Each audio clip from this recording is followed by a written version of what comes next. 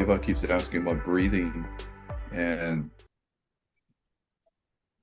what I found just over the years of all this qigong practice,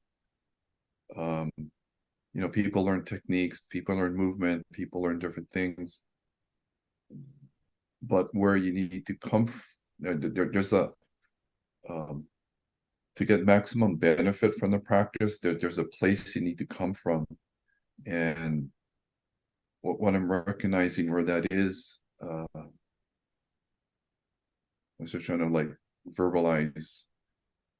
It's like in our lives we have all these things that pull and push on us. My teacher kind of describes like the lemmings running off the cliff. Like we know people that there's so much internal things that push them. Like we all know people like they need to get out of that job, they need to move, they need to change their relationship, that they need to change something, but there's so much internal momentum in their lives that's just pushing them in a certain direction, that they're unconscious to it. They're just overwhelmed. They're just moving with this, and that kind of needs to shift. And for most people, the stress is, like I gotta finish my taxes, I gotta get back to this person. So all these things, that there's this internal momentum that keep pushing us in different directions, and the need to allow those internal energies to dissipate. So what's going on? I Yes, mean, I'm hoping to get more well with what you guys are about to instruct me in, My life right now, oh man, a lot of processing of a lot of different things. I got cancer. I okay. just lost a sibling to cancer. Oh, I'm My wife sorry. has cancer. Um, I'm just trying to survive. That's all that's the best thing, to try to keep my higher vibration risen and just stay positive in my core, Yeah, because it's easy to slide out from that line, to go to the opposite side. But yeah. it's like you gotta kind of just step away and take a breath and just like, no, it's not something that's detrimental or aimed directly at you. It's just something you witness. I don't have to Mm. interact. I don't have to go into it, with it, whatever it is. So I try not to entertain negativity. We blessed by the best and pray for the rest. That's all we can do. And that's Ava knows that. That's what she does. So that's how she got me hooked. And through a friend, through a weird way, me and her got in contact. I was doing some art in Venice, and a Uh-huh. guy bought one of my prints, and he made a T-shirt out of it. And then he told me that I really need to be introduced to Ava. What I'm saying? She's really spiritual. She's really this. She's really that. And I'm saying, will she accept me? He goes, I don't know. I'm going to meet Kurt now. You know what I'm saying? So I'm saying, okay, Kurt got something that Eva likes. You know what I'm saying? Ava's trying to teach me something that she knows will help me. So I'm saying the triangle of the Trinity, like she's calling it, is met.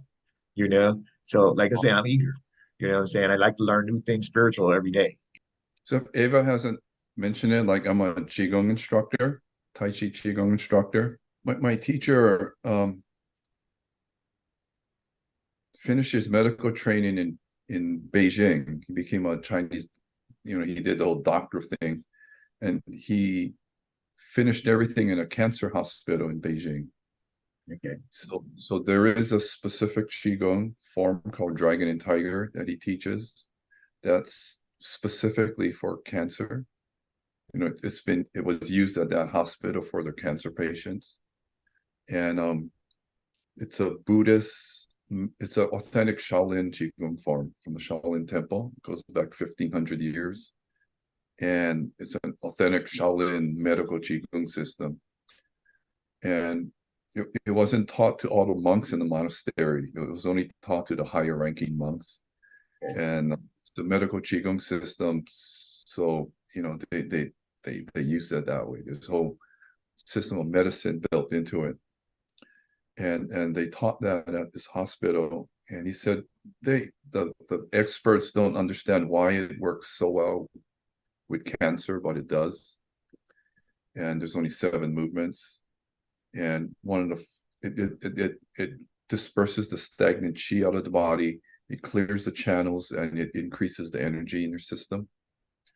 And what he said with cancer, you need to increase the energy in your body 4 to 5 times and hold it there until it just blows everything out of your system. I mean, that was one of the things with this form. Okay. But he said at the hospital, they found 2 things that needed to be present for people that survived. And he said the first thing was the will to live. And the second thing, he said, like, everyone has a secret and you need to give it up. You need to verbalize this thing that it's like a secret you're holding on to. And he said it doesn't need to be anything like really intense. Like this one woman, when she was 10 years old, her father took her doll away and she was upset at her father.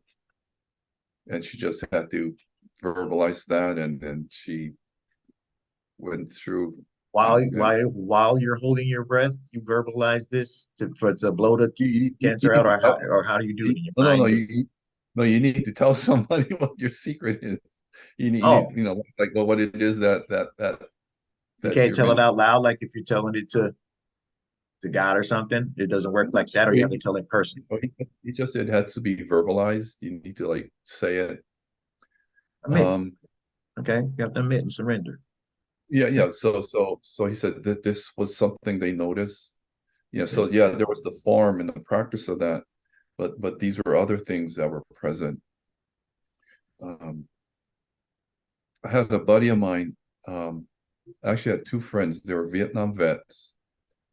One guy was a Green Beret Special Forces. The other guy, and I'm not sure what where he was, but my buddy goes, do you recognize that in our Western medicine, they use military terms? Like the war on cancer, we're going to bombard your body with radiation. They're using military jargon in medicine. And he was telling me, you're basically going to war with your own body.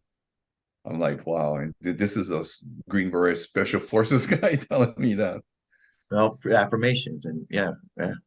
So what was interesting, so where his journey was, he went the other way, where instead of going to war on his body, he said he needed to make peace and love his body. So he's out in Colorado, so it's high desert, it's dry, so he puts lotion on. So when he would do that, he would go, I love you, thank you for being this vehicle. He's shampooing his hair and he's saying the same thing. Okay. So a lot of times, like people, like they stub their toe, they bump into something and he starts swearing and cursing. Right. What he would do, he goes, oh, I'm so sorry, and I'm so sorry that he did that, right. that kind of. So he went totally the opposite way. Instead of going to war on his body, he loved his body. He embraced his body. He had gratitude and thanks for his body. And it was interesting. So our other friend went the Western medical route, like going to war in his body, and he passed away. Were they in the same unit? I mean, like, we're the same age bracket, but they both served in Vietnam in different places. Okay. And so my buddy survived. Doctors gave him 2 years. And he said, if you don't get any treatment, you got 2 years. And he refused all of that. He became a vegetarian. He did meditation. And of course, he practiced a lot of Qigong and things. Okay. And he went back and they could find no trace of cancer in him. How long did he practice that to get to that point? Gosh, I should not that I want to put a time limit on mine, should, whatever it is. Mine might work in 3 days compared to this and that. I don't know. I'm trying to understand it like that. But that's a good question. I should ask him. You can make things go away within 2 minutes to 6 weeks. Understood. It depends on the progress. How brutally honest can you be with yourself when you're investigating the reason why you created it? And there's a lot of articles online that with the emotional connection that can also cause it. The more you can find an answer for the question that what is my excuse to have cancer, instead of facing what is it that what is eating me up inside. I have one question. Hearing that and saying your person doesn't have no one to talk to, okay? Can they write it down as a confession? Write it down that you did at least release it, even in ink, that, you know, you acknowledge the fact that that's what is bothering you. You know, you make that, but I'm saying you make it that you did verbally say this is what it when really you verbally say it, when Kurt said that it's when you say it to someone, then that's when you're linked with your emotions. So when you can say it out loud, it's important that you feel what you say and not just think what you say. Understood. That's a huge difference. So when you connect with your heart and ask your heart, what is it that eats me up inside, or I don't want to deal with, and then listen, and then when you feel that feeling, and then you say it out, like you say it to yourself, because like saying it to someone, it can be yourself, but you need to be linked with the feeling when you say it. And you have to mean what you say, and also you have to mean what you want to replace it with. So I have to replace it with something loving. Because it's basically a stored energy. It's a story, and then and there is an information stored in that energy package, basically. And so like when you realize what is that package, then you can clear and transmute it into something but then you load it with stuff that you love, that you resonate with, that gives you joy, that frees you, that liberates you, and integrate it. And when you do these things, the clearing and transmuting, and when you load something else, your body will always give you a sensation, so something like either a tingly feeling or a warmth, or out of the sudden you feel a little bit like you're bigger than your body, or like that, or like you just start smiling, or just you feel the like right before, like when you open the presents at Christmas, like like things, or like that, like it always gives you a sensation in your body, because your subconscious is directly linked with your body. So what you're doing when you're investigating with your conscious, you're investigating your subconscious, which is not below but above. Okay. And you can investigate it with like giving yourself questions. You're a detective, and you're investigating your subconscious. So you give the question, and then you listen. Within 3 seconds, there will be either a picture that comes up, a flashback, or something comes in within 3 seconds. After 3 seconds, your ego or something you start thinking. Quit that. A lot of times it's a very trivial thing, or you wouldn't have thought of it, you wouldn't have linked it. That's why it showed up in your body as a dis-ease.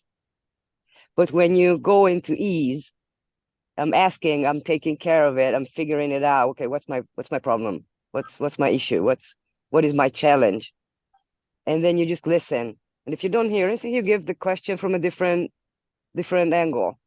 You will always know when your higher self gives you the answer, because no matter how you give the question, the answer will be exactly the same. It never changes. When it changes, that's your ego. It's your ego trying to figure it out.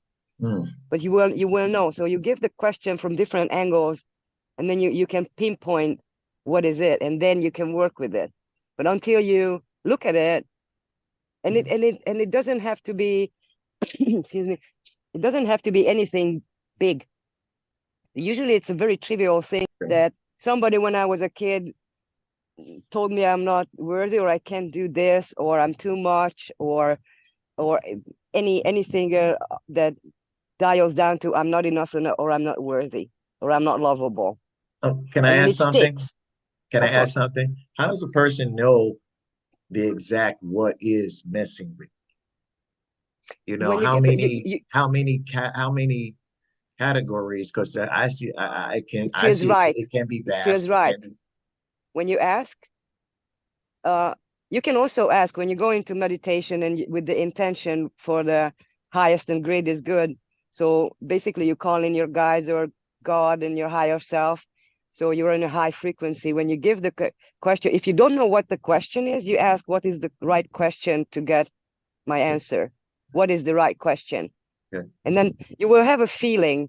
Sometimes there is no question. It directly just takes you there, because when you're in a high frequency, anything that doesn't resonate with you, it will pop up. It will pop up as a feeling. It's like, it's so good, but there's a little bit of weird, something weird. And then you start localizing that I feel a little anxious, or I feel a little sad, or I feel a little angry. What is this anger about? And then you will start questioning, because from that high frequency there, everything is nice. Anything that is not, you will feel it. And then you just say, okay, what's that? What is that about? When did I gain that? When did I believe that that's true? And then it keeps giving you answers. You can also write it down. That's what I was going to say. Can I go get a pen and paper right now, please, so I can write Oh, some of this down? Yeah. Please, I'll be right back. Yeah, Kurt, is there any practice with just breathing, like when if people cannot like move really, or cannot walk because they are at that stage, or they have any moving issues, but can they do some practice with just breathing to start with, without the move? I say yes to your question. No, it's things we can do. So what is this? Jingam, right? Qigong. Qigong. So I wanted to add to what Go. Ava was talking about.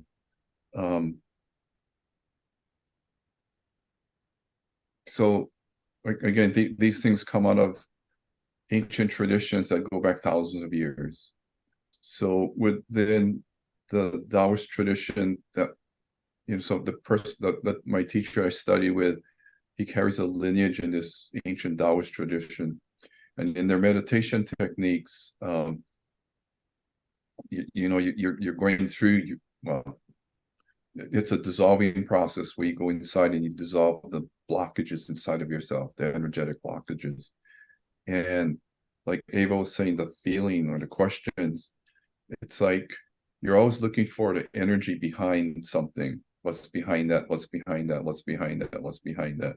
So let's say I'm pissed off and angry with my brother. So obviously I'm angry. Why am I angry? Well, my brother disrespected me, he yelled at me, he said things are untrue. So I'm angry. Well, what's behind that? Well, what he said was not true, and I feel hurt. I was coming from this place and he misinterpreted and he got angry and I feel hurt. Well, why am I hurt? Because I wasn't seen, or I was coming from this I wasn't place. heard. Wasn't heard. Okay, what's behind that? The need to be heard and validated and feel safe.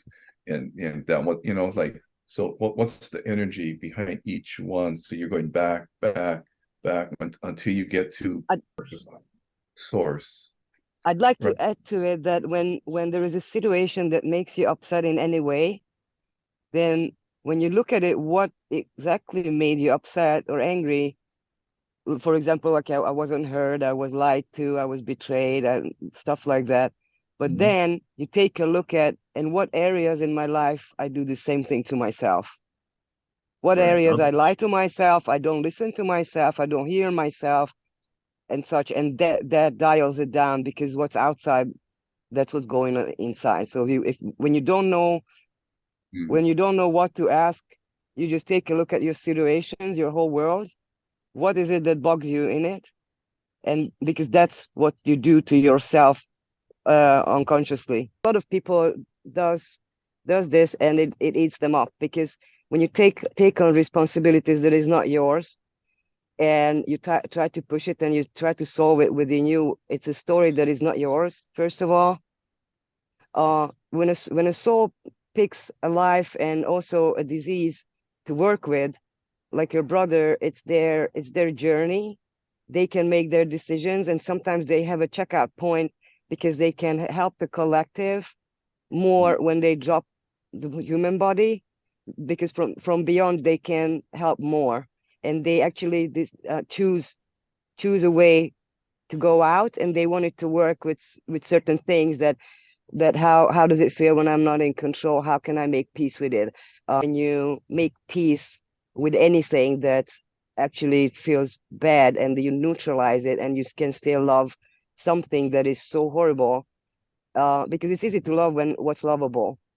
When you can bring through the type of love that includes that hurt, that harm, that all the things, that's when you kind of neutralize it. It creates an energetic formula that whenever people need that information, they basically download it when they pray, and they don't have to go through, for example, that horrible thing that the other person did.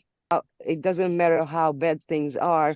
I need to stay in the being of love. And then when they switch, they higher their frequency, they don't have to go through that. So there are souls that actually take on this, I go in the suffering to show others how it can be done with love. Does that make sense? Yeah. So when you try to help them, you're trying to block their mission.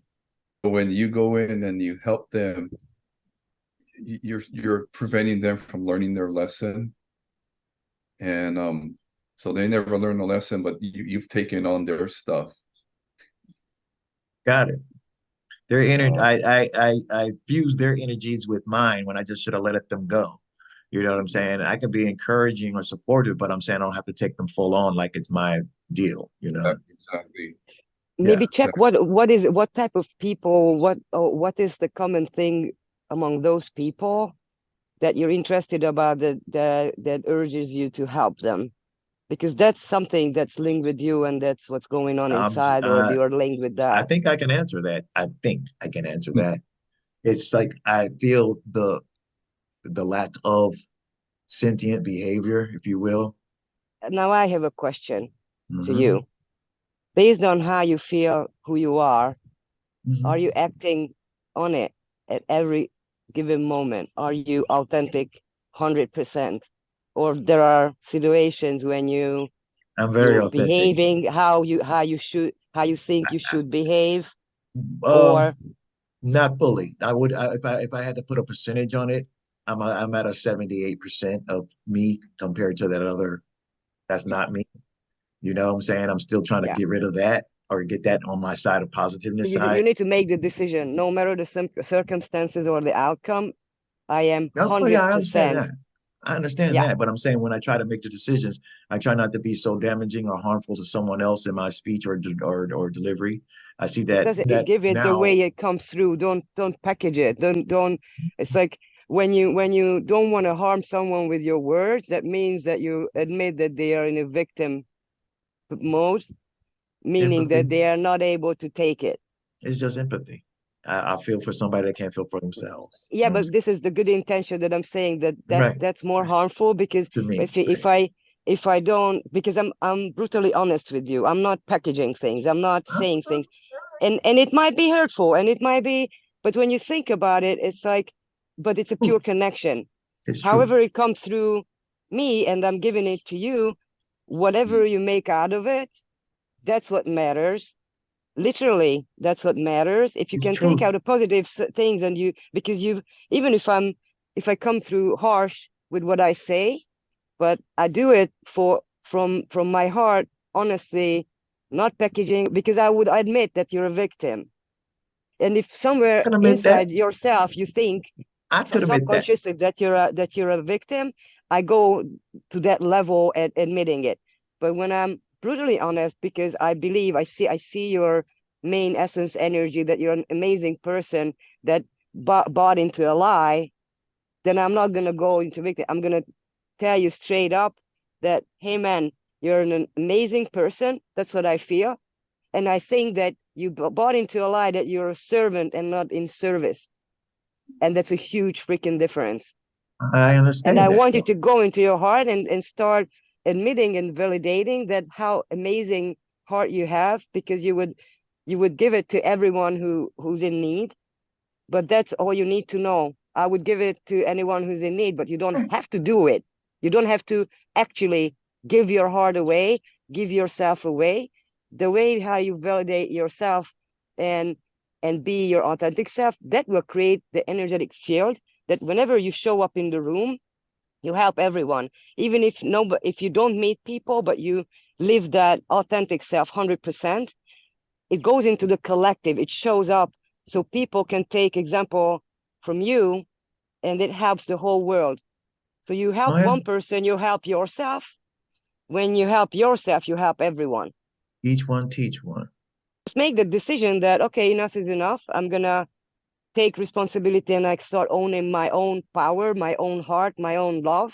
You guys don't know how true it is what you're saying, that I also just started recognizing like maybe 3 weeks ago, you know, the importance of me and the things that I validate as importance in others that's around me. Are they negative for me? Are they positive? Yeah. Like that, you know, because the energy drain that I do feel is very powerful. I can feel a person coming at me with some negativity, and I'll say to myself out loud, here we go. You know what I'm saying? Because I know it's coming right at me. It's unavoidable. I just felt the whole spider senses tingling thing when I saw him. And for sure enough, somebody comes up to me, asks me some way out, something. Then you know what I mean? Like, come yeah. on.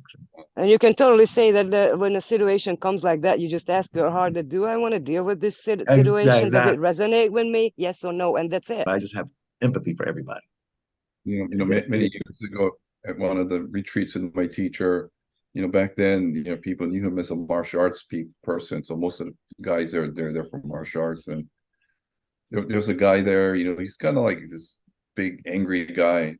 And my buddy that I was telling you about, right, Green Beret Special Forces guy, he looks like this goofy old guy, and so this guy was just like, like, and my buddy goes up to him and he goes, when most people have a lot of anger inside of themselves, they're just hurt, they've just been hurt, and it just totally deflated this guy. The guy goes, oh, dude, you know what Lee just told me? I mean, it just all that away, like he went right to the core, and all that charge. Oh, that's what you guys are kind of doing to me right now. You know what I'm saying? Because you're having me recognize something that some kind of way 3 weeks ago, it just came to me to really be on that plane. But me and Ava have talked before. Then that time frame, a lot of things been happening to me and whatnot. A lot of things I have to let go. Like I'm saying, I have to stay in my treatment on a positive level. I can't have a whole lot of blocked up drainage of negativities and things that I didn't accomplish. And it kind of reminds me. I had there's an organization here in Maui called the Pacific Cancer Foundation. So I teach classes with them or through them. And there was a student I had, and he had some kind of he told me what it was something with his brain, and so he was dealing with that, and he did some shamanic work, and he studied Ho'oponopono. He studied different things, and he was talking with his teacher, and his teacher goes, you need to make friends with your cancer. And he goes, what do you mean? And she goes, that's how I got rid of my cancer. And he was shocked. He goes, I didn't know he had cancer. So he goes, what are you talking about? So she goes, when you go inside, you're going to find this thing that's angry, and you need to make friends with that.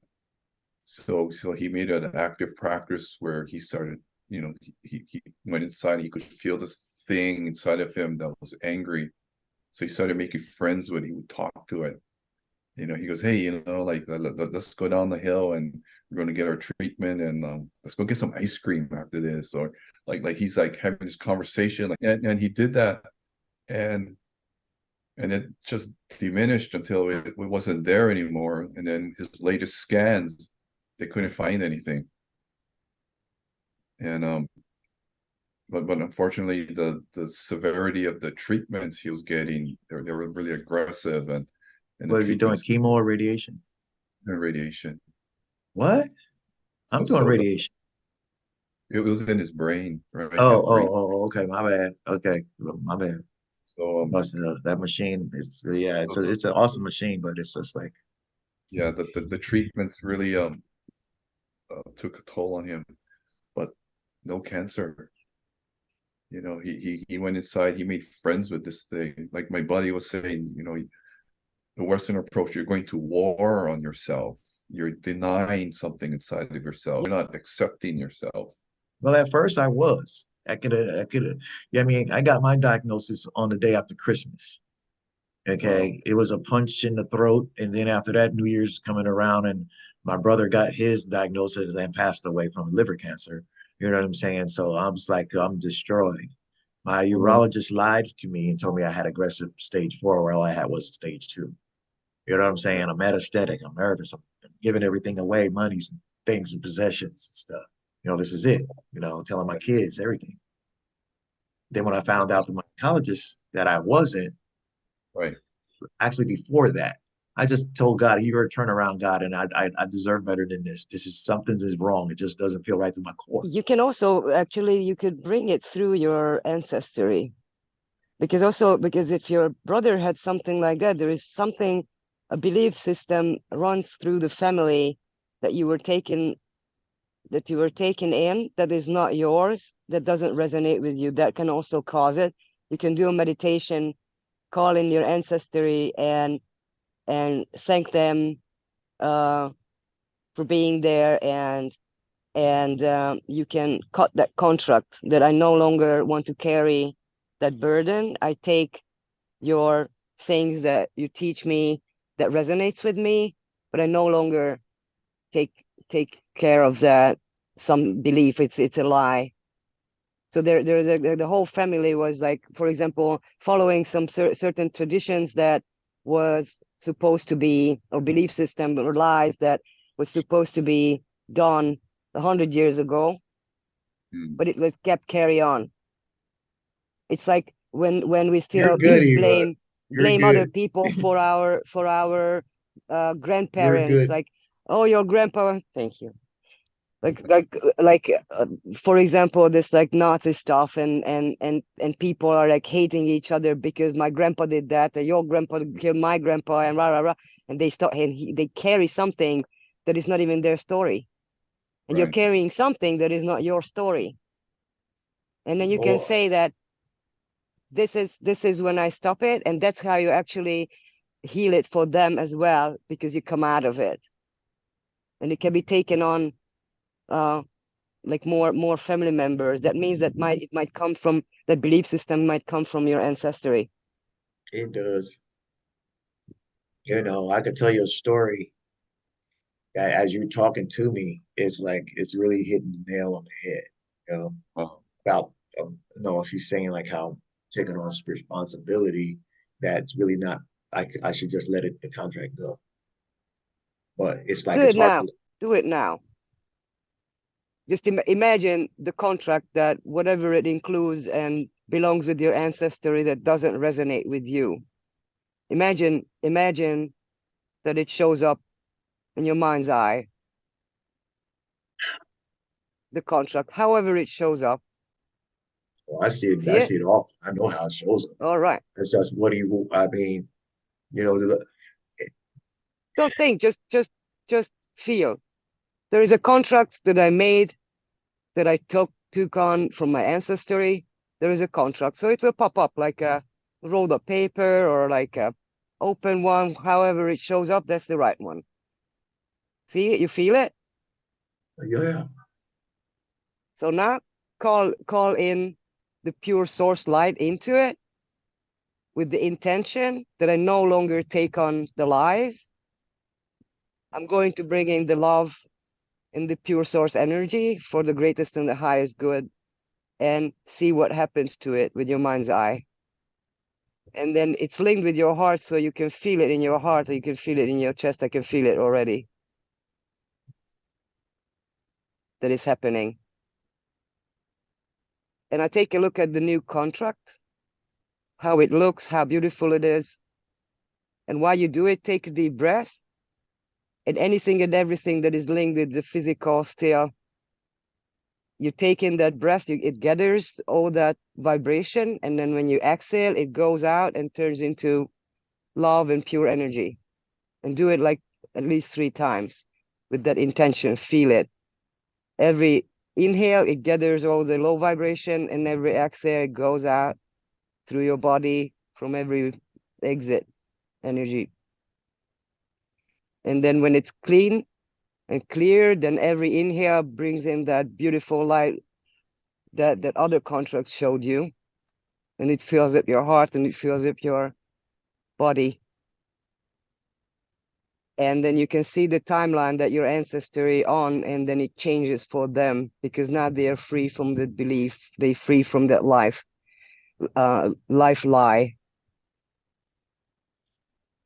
Because when you heal it for you, you heal it for them backwards and forward.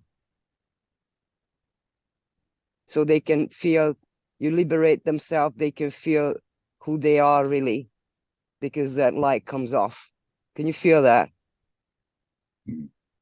Oh, and you went through like a few generations, man. That's wow. I see a timeline, and then it turns into like goldish, bluish something that as it changes, and like people standing next to it, like at least 4 generations. Yep.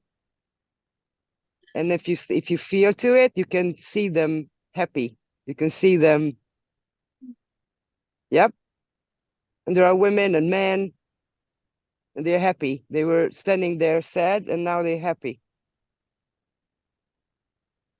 And do it forward, that this contract with the pure light, with the highest and greatest good, it goes, that's what goes on from in the family, in your bloodline. And then you can see them as well, how liberated they are, how amazingly they can do their missions without the lies. And then you can look into your body and feel it, how it feels, and when you feel any disturbing feeling, then you just pull in that light over there. So basically you fill up your body with all this, like, I think it feels like a golden whitish. No, it's not a feeling of pain or this disease. It feels like you held on something for so long and now it's gone. It just feels hollow. It just feels hollow. And it makes you feel like you let a lot of people down. But now you just went to their rescue. Now you linked through a true thing. Well, I'm good. It's I'm good now. And it was explained how, it's just hurt. The things that you try to hold on to. I understand that And now. you integrated it. You didn't let go. You integrated it in a way that it resonates with you, because it resonates through love and I like I have no more choice but to let it go. When you let go, you contract. When you integrate, you expand.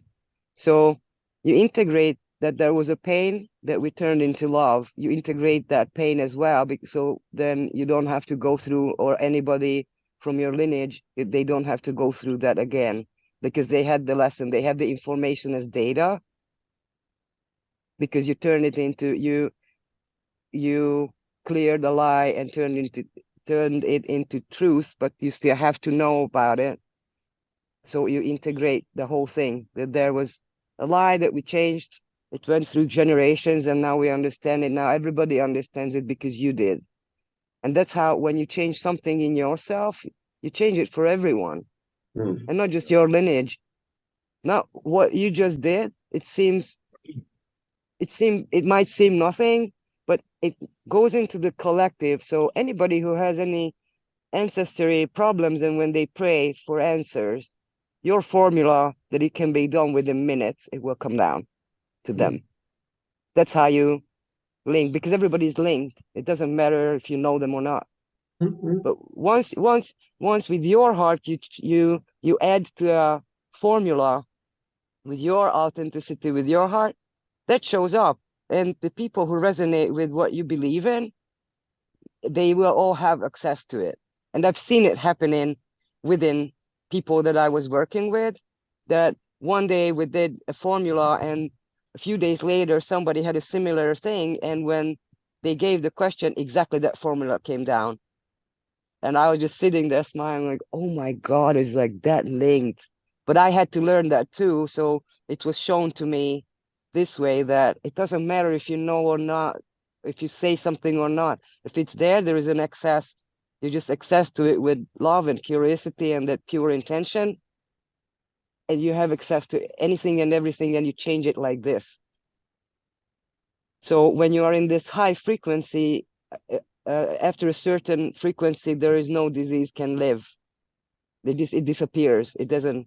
What Kurt said, that the person made friends with his anger, and then the whole frequency lifted.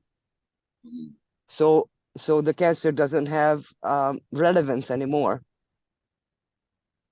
and that's it. And it's as simple as that. It makes perfect sense. Because I have a lot of what you're saying, negative energy of responsibility of others that I hold.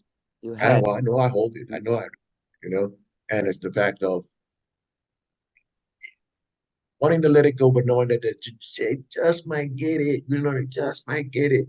And then they still don't get it, but you still got that for them, that empathy for them that they're gonna get it.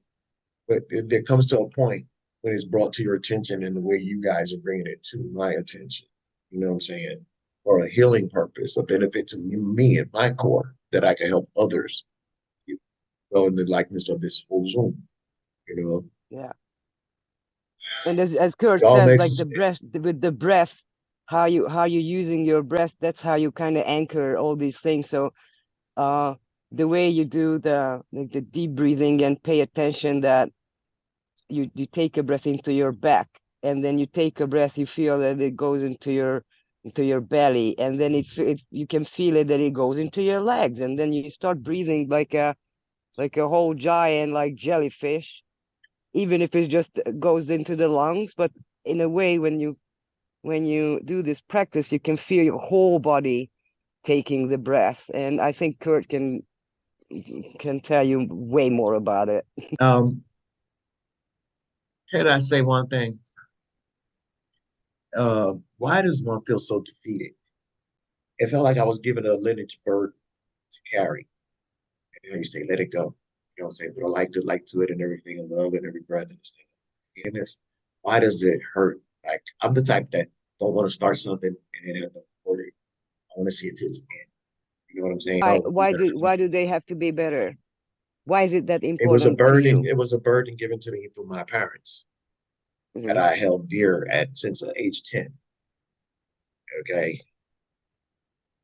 I always was around them, but I was silent. I was like, can't say nothing to me good to get me to talk, but I listened and I observed a lot. But it echoes in my lifetime, my age. Yeah, you need say that. Did you do that purpose because you did it for your mother, and if it was told, seeing my siblings act like they act, and the reasons that they act like they act, I don't understand it, because I know we're raised better than that, and we're so functional distant. It's hurtful. The thing is that when you work with accepting the choices of others, even if you know that there is a better answer, but the thing is that if it keeps bugging you, that means that you're still not doing something 100% authentic, meaning that actually what it is I don't want to let it go. It's just that. It's just I don't want to let it go. It's like I say, but you can let go the pain of it. You detach yourself from. It's the pain of letting it go. It's not the pain that there's pain that they're going to not get it and this, that, and other. I can't do nothing about that. I don't control them. Yeah. I only control me. What I'm just saying is the empathy part in me that's afraid to let go. I don't know how to detach that. I don't know how to detach that. I don't know how to detach that. Empathy is tricky because you don't have to take on those feelings. You can take it as data, and it's a wild ride. That means that you don't let go. You integrate that. Yes, I have an awareness of what they're doing. I better myself for me, not because my mom said. And whenever they need me, I'll be there for them. I am there for them all the time. but you cannot push it. You cannot tell them, because there might be something that they have to go through because they took it on to learn. And just because you see it, you can just keep the space for them, that whenever they want to, because when you change, when you come out of your shitty things and then you're all happy, it's very attractive. So when people see that, like, how the heck did he do that? And then they come to you to ask, how did you do that? And that's when they are open to listen to what you have to say. You cannot do the other way around, because energetically you're going with knives at them. Right, you become when a they don't robot. ask. Yeah. And that we are zooming like we are and talking like we are. The reason for me is to understand the facts that I won't dissolve if I let it go. I'm pretty sure, you know what I'm saying, where I can get that golden light really glowing hot, like cherry hot, you know. But it's like it's a lot of doors and rooms I got to go in and say goodbye to. You know what I'm saying? Sometimes love shows up in the way that you have to show people the consequences of their decisions, meaning that you I'm need really to turn away. I'm really good at you that. need to turn away and just be yourself, choosing your path. You're actually showing something that they never had a pattern of before. I try to tell there them are that. consequences there, and when they see, and it happens to me all the time, that I try to tell them that you guys don't know how true all this is right now. You have no idea. You know what I'm saying? It's like you're reading my mind. You're like you're reading my whole life story in that much time. You know what I'm saying? You're hitting everything right in that gap that I try to always question that gap.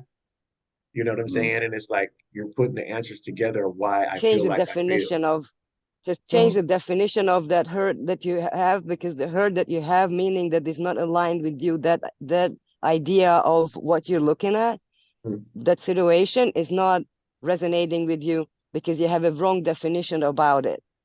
Change the definitions. Like, they don't listen to me, they could better themselves. The definition you gave me is just cut off contracts. You know what I'm saying? Free up my mind. Yeah. You know what I'm saying? So I can do and give that love up to Cut the them contract in the right then way without a whole bunch of jumble and monkey talk, you know, inside. Exactly. Then you can see it from a high vibrational point of view, and then you will understand that negative a lot of times is not negative. There is a positive thing in it, and that's when you see that positive thing in it, and in any negative, that's when you can neutralize it, and that's when you own it. That's when you expand. If you let go and you push away, that's when you contract. That's when you are in disease. When you hug the whole world with all the so-called negative or positive, because, like, what is negative and what is positive, it always depends on the point of view. That's it. I used to say this: people have a thing about fear, and fear is so microscopic, but in your mind you make it seem ginormous, like it's that Godzilla. You know what I'm saying? Fear is something that you don't have all the information about, and that's how it shows in the body as fear. The unknown. You just need to check. You need to check what is that extra information that you have the lack of. I'm kind of at the state of mind right now listening to you is like this, like kind of like after letting these contracts go and putting the light and breathing like I have just done and weeped and cried and everything. I'm saying, like, actually, what the hell am I holding on to? You know? And I was kind of afraid to let everything that you're talking to me let it go. I don't like to fail. I don't like to know that I let it go when I say I'm going to do something. Like finish it. Kurt, is there a breathing practice that can be done while while working? What we need to do?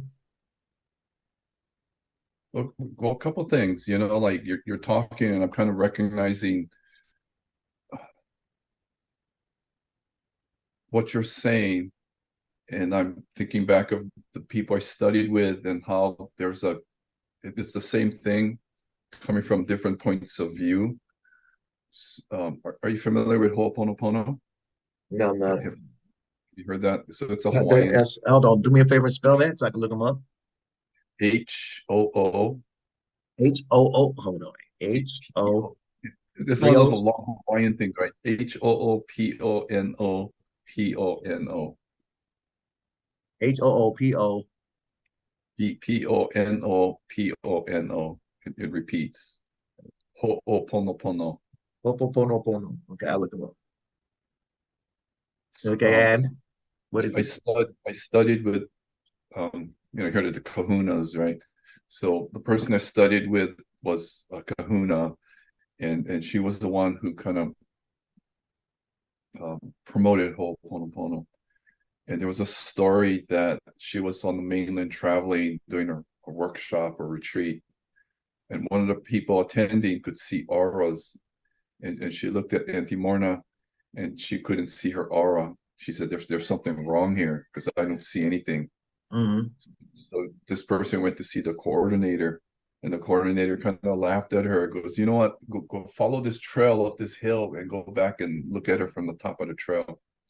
So she went up this hill. She looked back, and she saw that her aura was huge.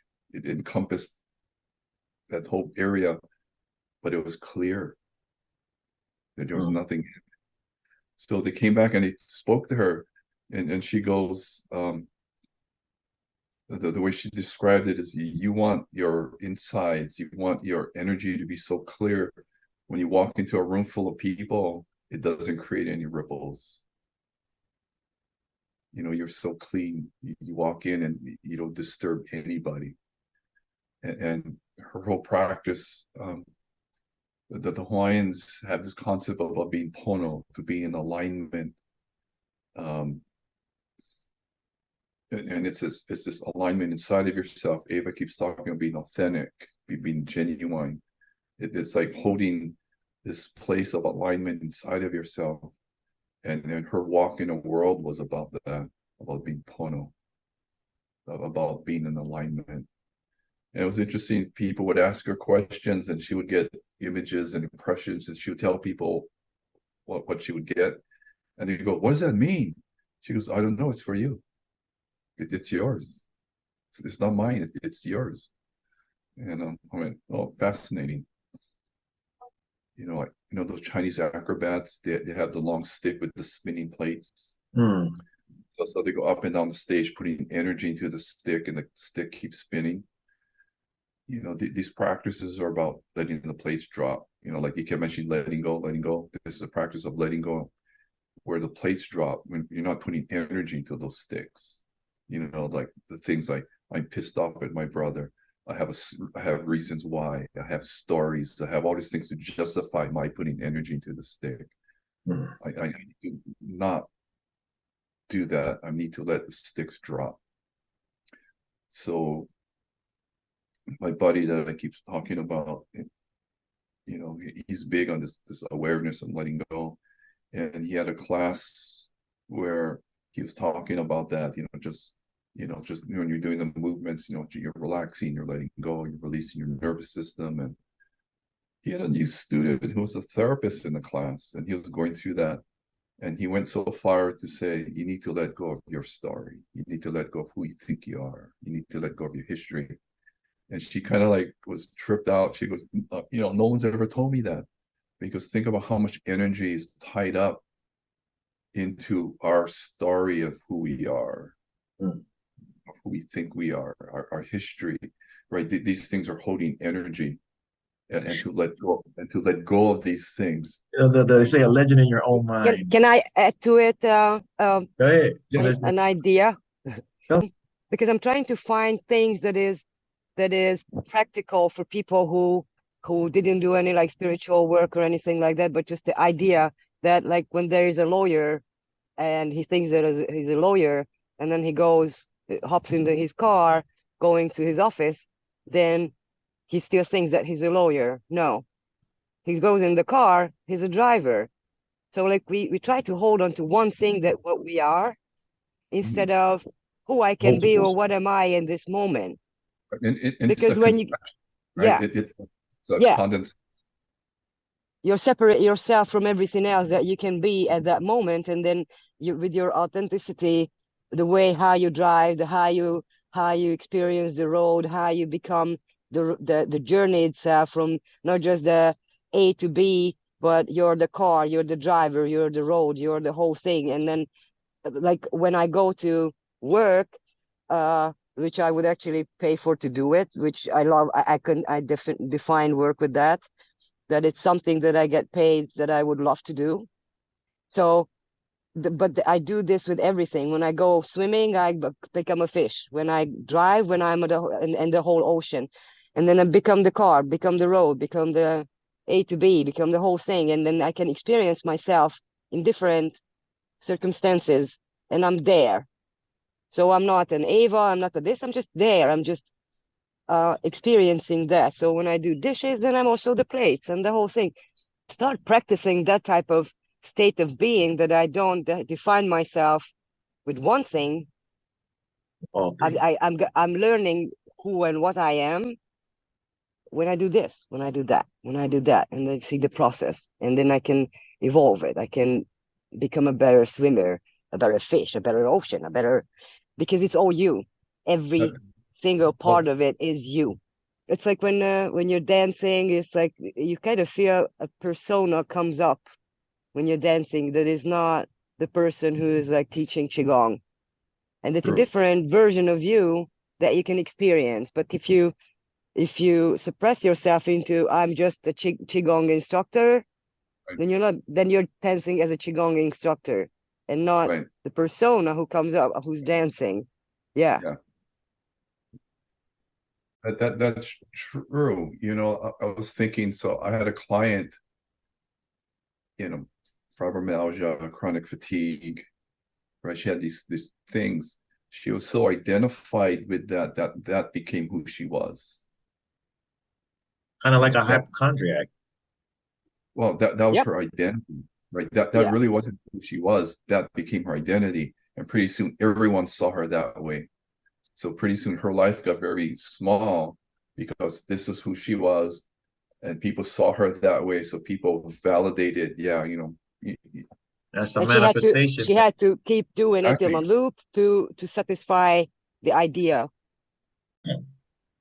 So it's good that we're talking about these things, right? So we have all these ideas and concepts and things that we can think about. There's a whole mind-body integration, right? The connection with our mind and our body. So we need to we need practices where we can bring these things together, where it's not just a mental idea, an intellectual idea.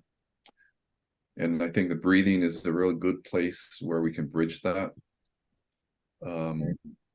Okay. So where we're going to start first is just pay attention to your breath. It's like, I mean, you don't need to answer me, but as you sit and breathe, what's the quality of your breath? You know, you want to pay attention. What's going on with your breath at this moment? You know, is it smooth? Is it rough? Is it short? Does it shudder? Is the inhalation different than the exhalation? You know, just what do you notice, right? You don't need to answer me, but it's just a internal checking in.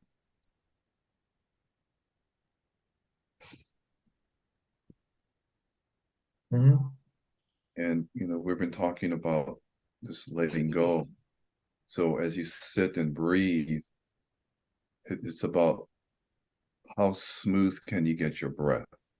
It's letting go of all these things that interfere with having the breath be smooth. So breathing is part of our autonomic nervous system. So by focusing on the breath, we're physically influencing our physiology. We're physically influencing our nervous system. So having the breath get very, very smooth, it's important. So we're basically changing our physiology with the breath.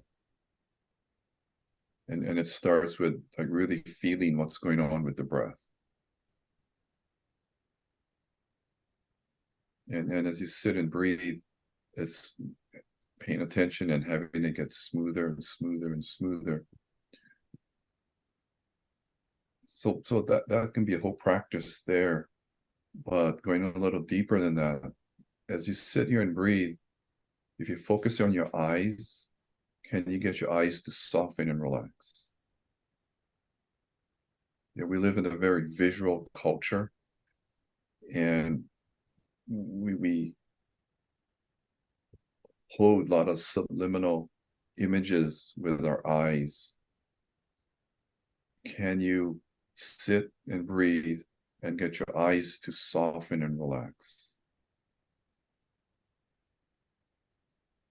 You know, the entire eyeball. And if you can, you want to focus on the space behind the eye where the optic nerve is. So, you know, on a more physiological level, allowing our eyes to soften and relax is going to allow our brain to release. It'll let the brain soften and relax. So the more your eyes soften and relax, the more your eyes soften and you release what's in your eyes, you're going to feel like your brain starts to relax. And as the brain relaxes, your nervous system relaxes, and your breathing is going to get softer and smoother.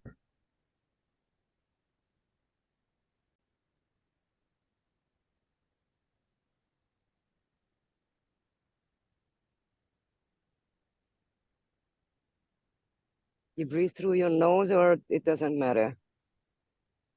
As much as possible, in and out through the nose. Good question.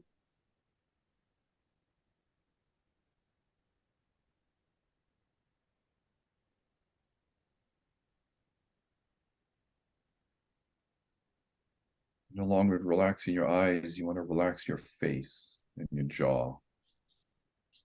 You know, you want to let the face and jaw and your eyes soften and relax. Are the eyes open or closed? Up to you. Okay. It's easier with the eyes closed. You want to get to a point where you can do it with the eyes open. You need to move and live in a world. So this internal space that you're feeling opening up, you want to have that be a function where you can move in a world and still do this. But in terms of first learning it, it's easier with the eyes closed. Right? Because we can project energy from our eyes and we can also receive from our eyes. So you want to get to a point where the eyes are relaxed and there's a neutrality. Along with relaxing eyes or face, your jaw, relax your hands and your feet. You want to simultaneously feel both feet, both hands, and your head, and get that to soften and relax.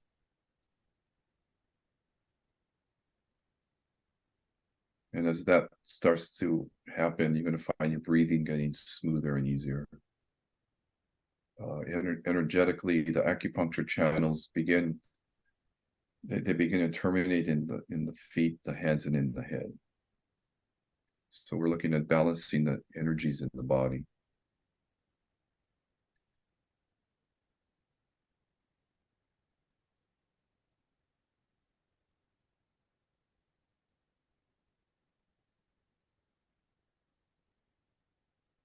You know, earlier we talked about letting go.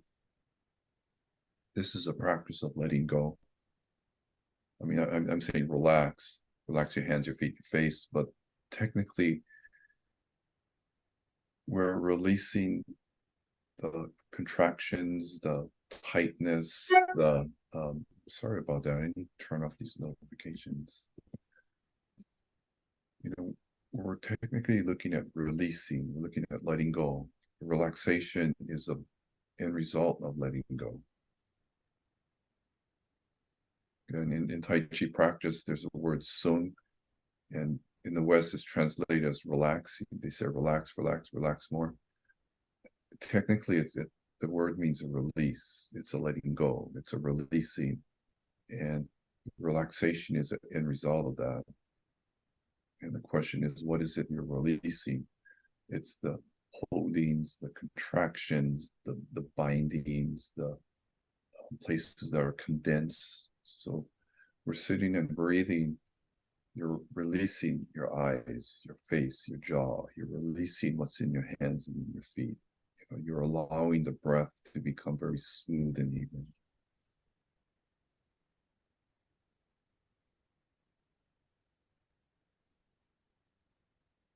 You want to also release your mind. You know, you're wanting the mind to soften and relax.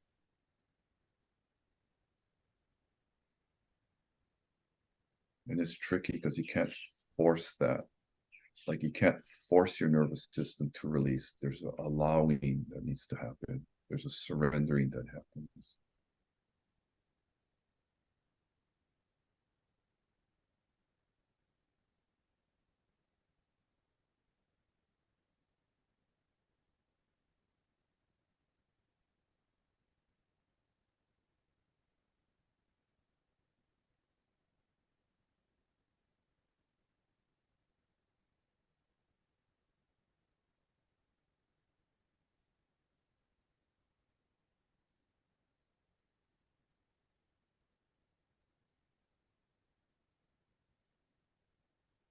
And this can be a whole practice onto itself. And it's from this place where you're very present in the body. There's like this a quiet presence that you're holding. Your nervous system, your body is soft and relaxed, right? There's a sense of openness and ease in the body. And it's from this point where you start your practice.